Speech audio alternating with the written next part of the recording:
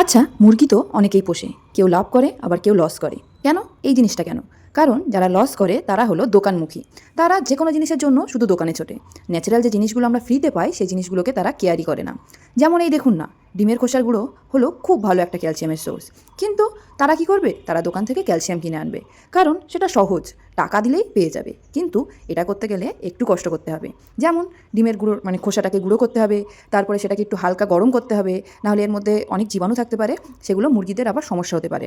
এবারে দেখুন, আমার মুরগিগুলো দেখলে কিন্তু আপনারা বুঝতে পারবেন ন্যাচারাল জিনিস খাওয়ালে মুরগি কত সুন্দর হয়। আর আপনি যখন ফার্ম করবেন তখন তো আপনার অনেক মুরগি থাকবে, তখন আপনার পাইকারের কাছে বিক্রি করতে হবে। আর পাইকাররা কিন্তু দেখলেই বুঝে যায় যে কোন মুরগি ওষুধ খাওয়ানো আর কোন মুরগি ন্যাচারালি বড় করা। আমার মুরগির চাহিদা কিন্তু বাজারে সবসময় থাকে, আর বাজারে যা দাম থাকে তার থেকে বেশি দাম দিয়ে আমার কাছ থেকে নিয়ে যায় পাইকার। তার পাশাপাশি আমার তো ওষুধে খরচই হলো না, তাহলে আমার লাভটা দ্বিগুণ হয়ে গেল। এর পরের ভিডিওতে আপনাদের ন্যাচারাল অ্যান্টিবায়োটিক বানানো শেখাবো। এবারে বলুন তো, যদি নিজেই অ্যান্টিবায়োটিক বানাতে পারেন তাহলে কি আর দোকানে